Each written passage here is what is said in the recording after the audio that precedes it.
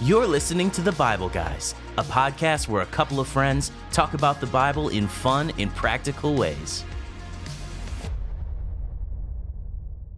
Well, welcome back to another episode of The Bible Guys. I'm Jeff Forster, and my guest co-host is the dazzling Wesley Woods, and he's with me today.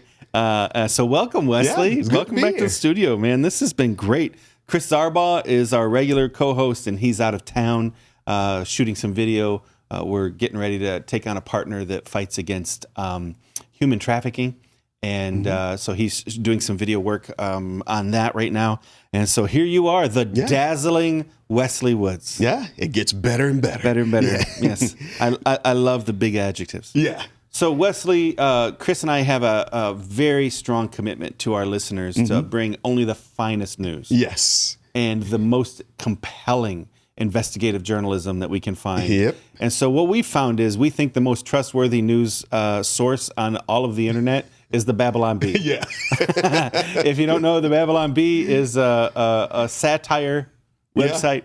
Yeah. And so you have the radio voice, so I'm going to let you do this next news segment for our listeners. So the title of this is Study Finds 100% of Men Cooking on Grill, just kind of moving meat around and hoping for the best. It's hilarious. It says, with summer barbecue season about to heat up, a new study has found that a remarkable 100% of men cooking on a grill were kinda moving meat around and hoping for the best. The new findings confirmed what many experts have long suspected, meaning hundreds of millions of men wearing grill master aprons had been flying by the seats of their cargo pants all along. It turns out all these guys are just out there winging it, said Professor Thurston Billingsley, who led the research team. Though men often talk a big game about knowing all there is to know about grilling meat, they are, in reality, just poking at sausages and flipping pieces of meat haphazardly without knowing the outcome whatsoever. When reached for comment on the study results, one man came clean. Yes, it's true. God forgive me, it's true. And self-professed grilling aficionado, Scotty Moon, I have no clue what I'm doing. I'm just out there shoving meat around to different areas on the grill and hoping for the best. I can do everything exactly like I did the last time, but it never turns out the same way twice in a row. Why is that? Why? The story also confirmed that all men purchase as many grilling tools and accessories as possible in order to maintain the facade. At publishing time, the research team was preparing to move on to its next study, which would determine what percentage of men had no idea how a toilet actually worked or how to fix one. That's pretty good. Well, hey, that hits a little too close to home for me, so let's just move on. Yeah. Okay, so are you a griller? Do you like to grill? I'm not a big griller. I like the things that are on the grill, but I'm not a big griller. I love to grill. It's one of my favorite things. And I do think a lot of men all they're doing is moving meat just around. Shove it over here, shove it over there. Yep, that's funny. That's pretty good. Poor Scotty. I felt bad for him. He got exposed right there in the article, but as it turns out, they're just winging it with their cargo pants, right? Isn't that what they said? That's what got me. They're flying by the seat of their cargo pants. Oh, man, that's good. All right. Hey, I think over the weekend, I'm going to do some tacos. I'm going to make some tacos. I like to grill for the staff, right? So usually we'll have 40, 50 people show up for a staff meeting like that, and I like to grill. So I think here in the next few weeks, we're going to be grilling for the whole staff. That'll be good. So I always like to try to test a thing at home before I scale it up for 50 people. Then once you did the different, was it sausages or hot dogs? Yeah, we did sausages and hot dogs, or we did all the different stations, and they were all these gourmet hot dogs. Yeah. Those were great. That was too high class for me. Yeah, very high class. Yeah, but I like to smoke meat, and I made some venison sausages from a deer I harvested a while back, and smoked them on the smoker, and I like all this. I love to throw a good steak on the fire. I love to grill things, unique, weird things on the grill. So it's just, I love it. Okay, but here's the question though: how do you like your meat cooked? Do you like it rare, medium, well, burnt. Yeah, it depends on what it is, Yeah. and it depends on where I'm at. Yeah. If I'm in the U.S., I don't mind it being a little on the rare side. Yeah. If I'm overseas, I want it cooked to a brick. Yeah. I think when we were in Africa, I told them to cook everything. Yeah. Well, if you can take that bread, throw the bread on the grill, cook everything well. Yeah, so I eat street food, all those things all over the world. As long as I can watch them cooking it, I'm fine. But you were with me the only time I've ever gotten sick from eating meat overseas while we were overseas. Yeah. And man, I got so sick on that trip. But you said medium, if I remember. I did. I don't think that translated. Like, what is medium? Yeah. Well, so we were in the embassy area, and the guy we were with said, "Oh, don't worry about it. They cook just like Americans.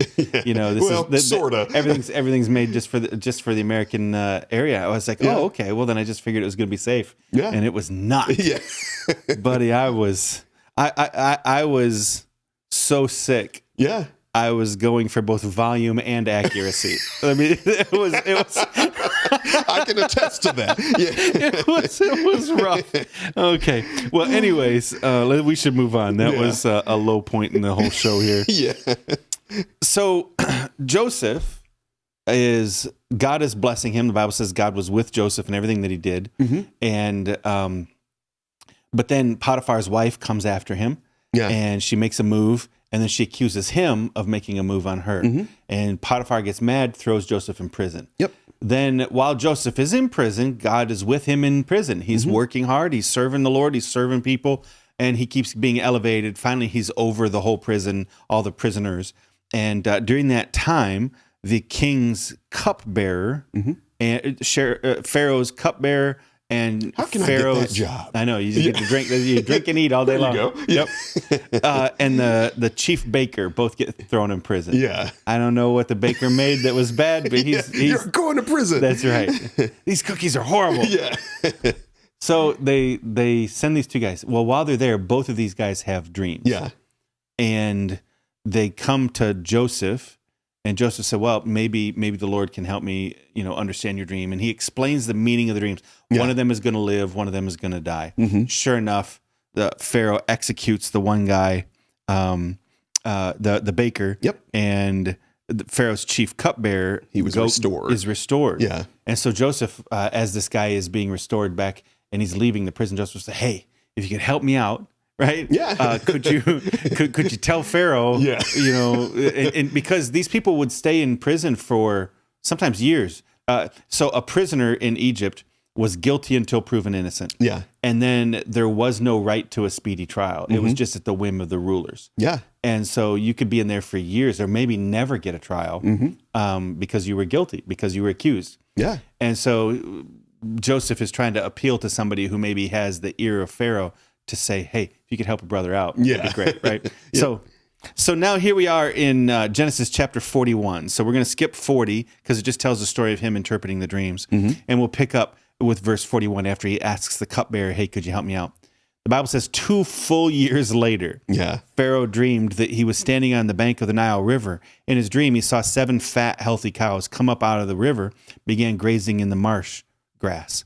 Then he saw 7 more cows come up behind them from the Nile, but these were scrawny and thin, and these cows stood beside the fat cows on the riverbank. Then the scrawny, thin cows ate the 7 healthy fat cows. At this point in the dream, Pharaoh woke up, but he fell asleep again and had a second dream. This time he saw 7 heads of grain, plump and beautiful, growing on a single stalk. Then 7 more heads of grain appeared, but these were shriveled and withered by the east wind. And these thin heads swallowed up the 7 plump, well-formed heads. Then Pharaoh woke up again and realized it was a dream. The next morning, Pharaoh was very disturbed by the dreams, and so he called for all the magicians and wise men of Egypt. When Pharaoh told them his dreams, none of them could tell him what they meant. Finally, the king's chief cupbearer spoke up. "Today I've been reminded of my failure," he told Pharaoh. "Some time ago, you were angry with the chief baker and me, and you imprisoned us in the palace of the captain of the guard. One night, the chief baker and I had a dream, and each dream had its own meaning, and there was a young Hebrew man with us in the prison who was a slave of the captain of the guard. We told him our dreams, and he told us what each of our dreams meant, and everything happened just as he predicted. I was restored to my position as cupbearer. The chief baker was executed and impaled on a pole. Pharaoh sent for Joseph at once, and he was quickly brought from the prison. After he shaved and changed his clothes, he went in and stood before Pharaoh. Then Pharaoh said to Joseph, I had a dream last night. No one here can tell me what it means, but I've heard that when you hear about a dream, you can interpret it. It is but beyond my power to do this, Joseph replied, but God can tell you what it means and set you at ease. And so Pharaoh told Joseph his dream. We can skip that because I just told you. It was seven cows, ate 7 cows, and 7 heads of grain, ate 7 heads of grain. And so when he comes down to the end, he says, I told these dreams to the magicians, but no one could tell me what they mean. That's verse 24. So then in 25, Joseph responded, both of Pharaoh's dreams mean the same thing. God is telling Pharaoh in advance what he's about to do. The 7 healthy cows and the 7 healthy heads of grain both represent 7 years of prosperity. The 7 thin, scrawny cows that came up later and the 7 thin heads of grain which withered by the east wind represent 7 years of famine. This will happen just as I've described it, for God has revealed to Pharaoh in advance what he's about to do. The next 7 years will be a period of great prosperity throughout the land of Egypt. But afterward there will be 7 years of famine so great that all the prosperity will be forgotten in Egypt. Famine will destroy the land. This famine will be so severe that even the memory of the good years will be erased.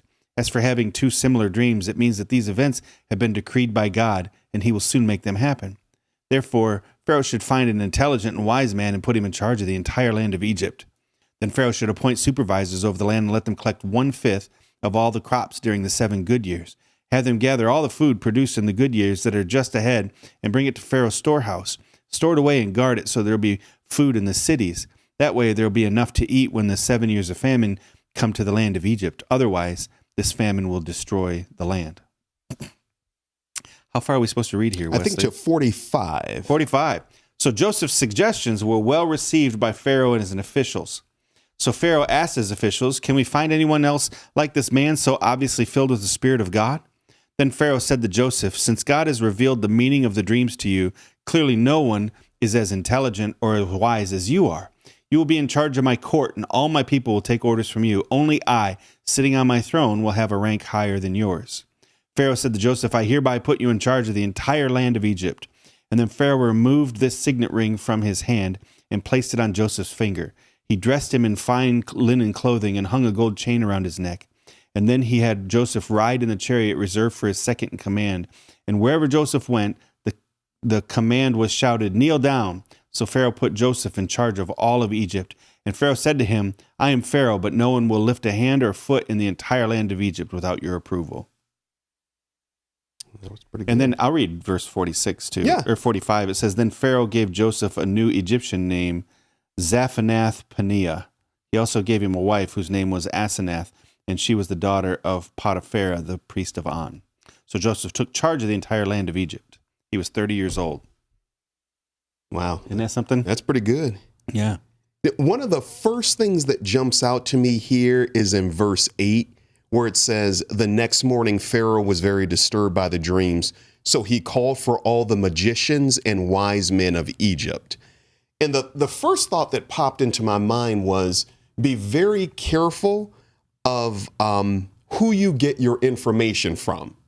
Be very careful of who you consult for advice.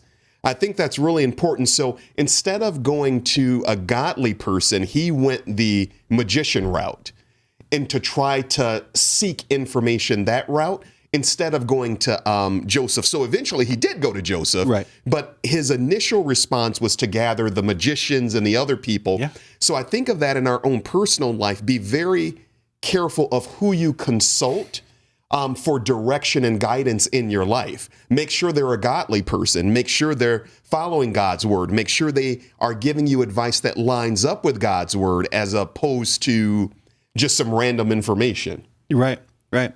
The kind of advisors we have. The Bible says that there's wisdom in a multitude of counselors, but you have to have wise counselors in order to get wisdom from them. Yeah. And so in this situation, Pharaoh kind of, his magicians were exposed as frauds in this moment because they couldn't actually understand a real message from God.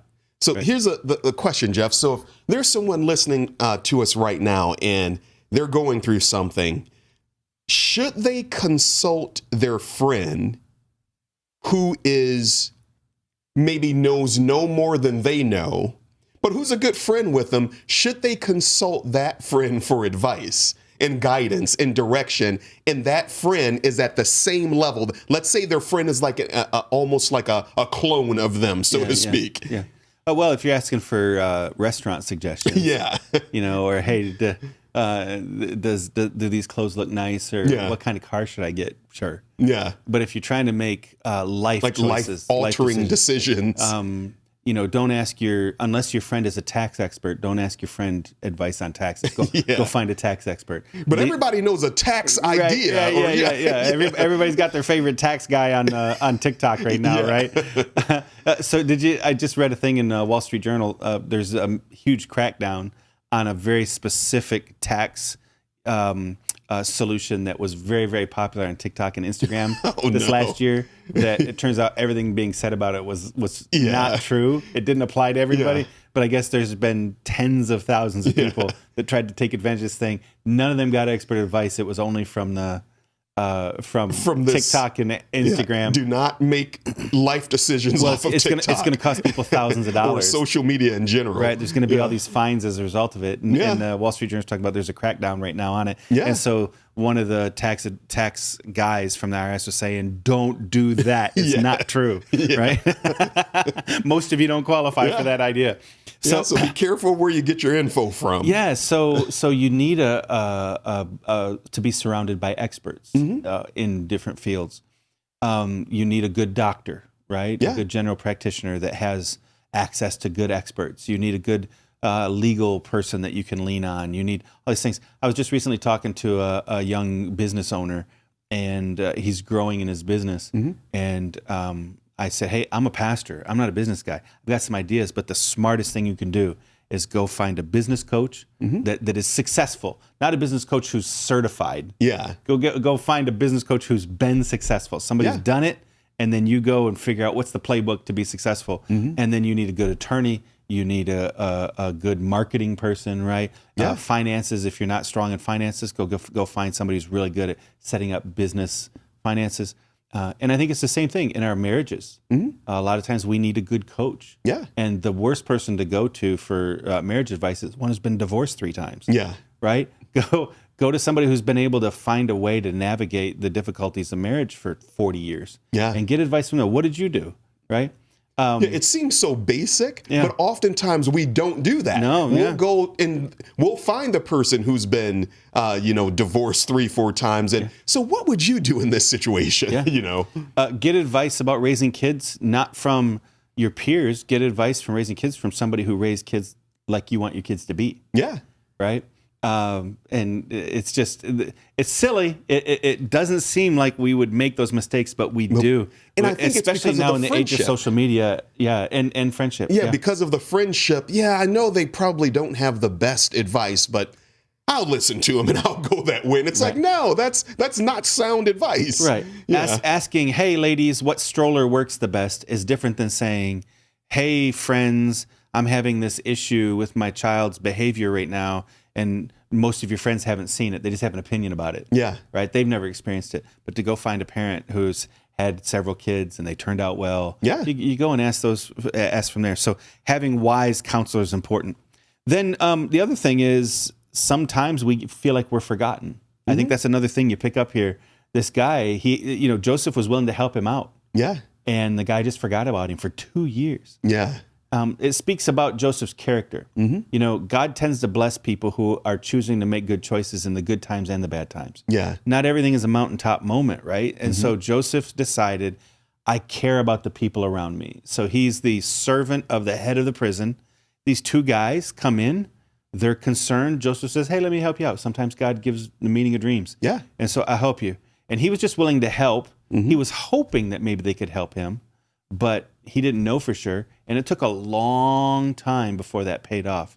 But investing in people is a great strategy for your future and for where you're going. Usually it's not about what you know, it's about who you know. Yeah. And so investing in those relationships, I think, is really important. And sure enough, 2 years later, this guy did remember Joseph. Yeah. And I think there's a life lesson in the fact that Joseph was steadfast. Yeah. He kept doing what he needed to do over and over, even when he saw no progress. Right. You know, there was no forward momentum. No one was saying, hey, next week you're going to get out. Hey, next month you're going to. He just kept doing what he was supposed to do. I think about that in terms of weight loss. How you got to keep doing the same thing. And it may be boring, but you got to keep doing the same thing. You may not like the way the food tastes, but you got to keep doing the same thing if you want to see results. That's right. Or just taking the same shot every week. Yeah. But yeah, so here you go. You have this guy that's just steady and faithful, and then he points out to Pharaoh that God had said, Pharaoh, which is extraordinary. Pharaoh's not a godly man. Mm-hmm. Pharaoh doesn't even acknowledge God. Mm-hmm. But God decided to warn Pharaoh, hey, a famine's coming. Yeah. You're going to have 7 really good years, and then you're going to have 7 really bad years. So prepare. And so in this instance, Joseph's suggestion was save 20%. Yep. Save 20% of what you're put producing. Put it in the storehouse. And you will be ready to protect yourself for 7 years. If you save 20% of what you produce in the first 7 years, you'll have plenty in the next 7 years. There's wisdom in that, right? Preparing for the future and saving for the future and those things. And so, hey, he was putting away 20%. That meant that they weren't able to consume everything they wanted. Yeah. Right? They had to plan there was ahead. Some discipline out there. Yeah.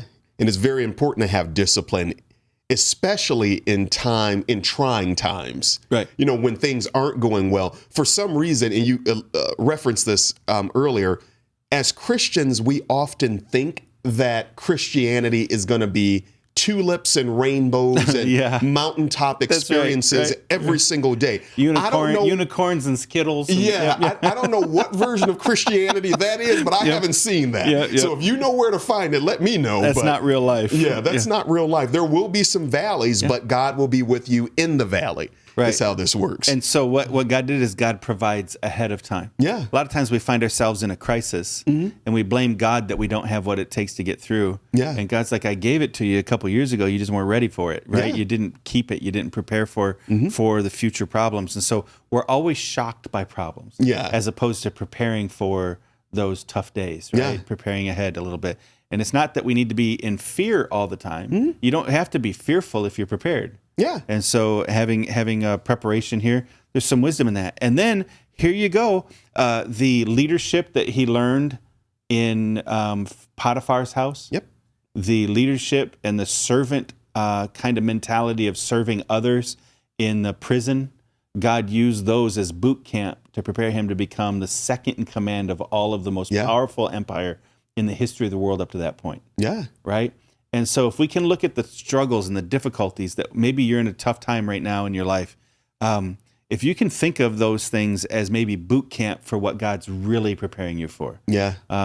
Just understand each of those was a short season. It just took it was a few years. But man, when something lasts 3 or 4 or 5 years, it seems like it's forever. It can feel like it's an eternity. So a lot of historians and a lot of theologians believe maybe Joseph was about 15 when he gets sold away. And now here he is 15 years later, 30, when he's, being promoted. You got to remember back then they didn't live very long, a lot of them. So, 30 would be a normal adult beginning to things. And Joseph had this 15-year window of preparation.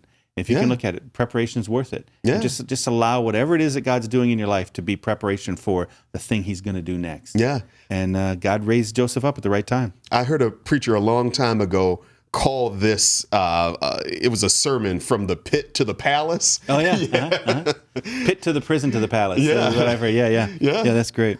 So there you go. And then Joseph is elevated, and he does rescue all of Egypt as a result of the wisdom that God gave during that time. But I love the fact that, lastly, Joseph didn't take credit. Joseph said, I can't do this, but maybe God will do this through me, and he'll speak to you.